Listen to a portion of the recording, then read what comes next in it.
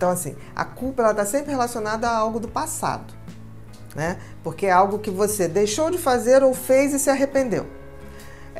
Então é um sentimento. Sentimento é sempre um pensamento que vem de uma emoção. Então você tem a emoção de ter falhado. Então você tem um sentimento de culpa. A gente tem que ver, porque assim, tem gente que sente culpa de coisas reais, de ter feito uma coisa que se arrepende e sente culpa. Agora, tem gente que sente culpa daquilo que nem fez. Que são as pessoas que têm um pensamento, levam tão a sério o pensamento que esquece que pensamento não é ação. Eu posso me arrepender do que eu fiz, mas eu não posso me arrepender do que eu pensei, né? Senão a gente, por exemplo, eu seria uma criminosa se um dia eu pensasse, tipo assim, eu queria acabar com aquela pessoa. Você, no momento de raiva, pode ter um pensamento desse tipo em relação a alguém, mas se você não fez, você não tem como sentir culpa. Então a gente tem que ter muito cuidado, por exemplo, que as pessoas ansiosas tendem a viver no futuro. Então a pessoa fica assim, ai, não vai dar certo aquilo não vai acontecer. E muitas vezes essas pessoas são tomadas de sentimentos de culpa, mas do que não ocorreu, do que elas imaginam que possa acontecer. Não é real. E eu ia até, justamente quando você entrou, eu ia falar se a culpa vem antes da ansiedade ou a ansiedade vem antes da culpa. Igual aquele biscoitinho, ele é mais crocante antes, enfim. Né? A culpa vem antes da ansiedade? Olha, se for uma culpa legítima, baseada naquilo que você fez e se arrependeu, vem antes. E aí você pode ficar ansioso até em obter um perdão com alguém que você falhou. Isso é bem comum.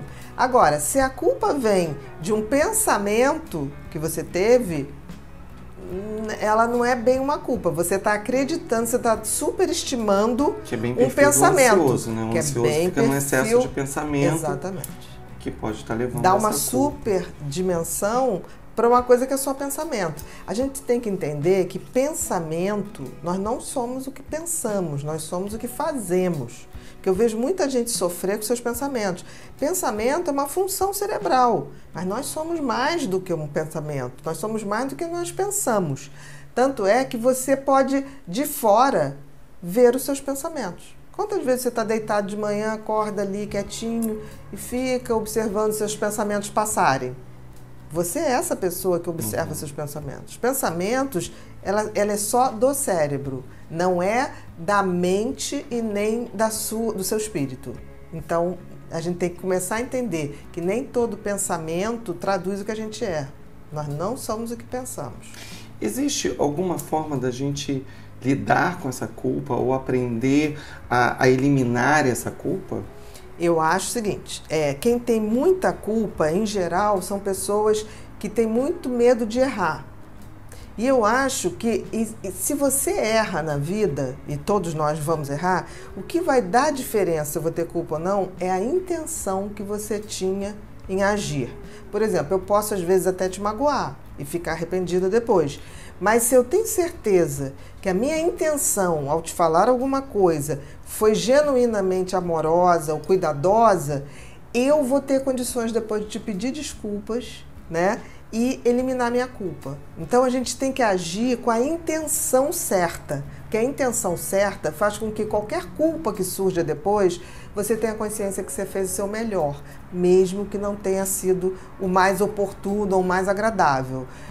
Mas isso não quer dizer que a gente sai falando para as pessoas tudo de qualquer jeito. Eu posso ter coisas interessantes para falar para alguém, mas eu tenho que arrumar um jeito de falar. Se eu falhar, eu tenho que me garantir na intenção. Quando a intenção é boa, tudo é possível de ser resolvido e de abrandar a culpa. Agora, se eu não construo uma intenção antes de fazer alguma coisa, a possibilidade de culpa é muito grande.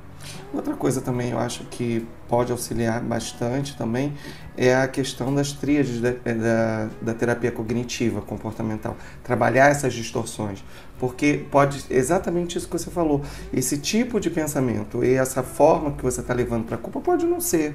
E às vezes com a ajuda de um terapeuta pode tratar isso daí para você sair dessa... Porque na realidade, na terapia cognitiva, você vai refazer. Por que você tem esse sentimento de culpa? Você vai descobrir por que você faz Quais aquilo. Quais são as coisas que levaram que levaram ao sentimento. De repente você tem uma tendência a ser aquela pessoa que quer controlar tudo, quer resolver tudo de todo mundo, feitos arrimos de família, né? Aquelas pessoas que resolvem tudo.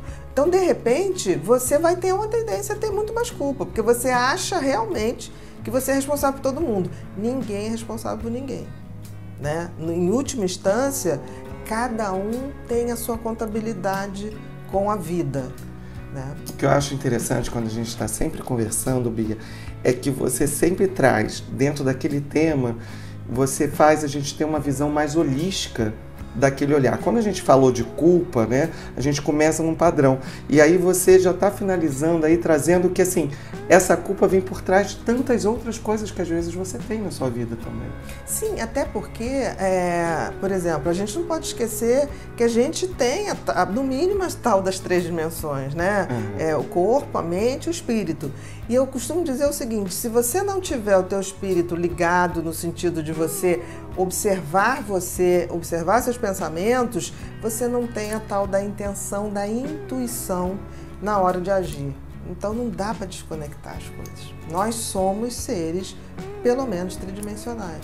E não lidar com isso, talvez seja a grande capotagem que a gente vem tendo durante todo esse tempo. Obrigado, Bia. Nada, meu querido.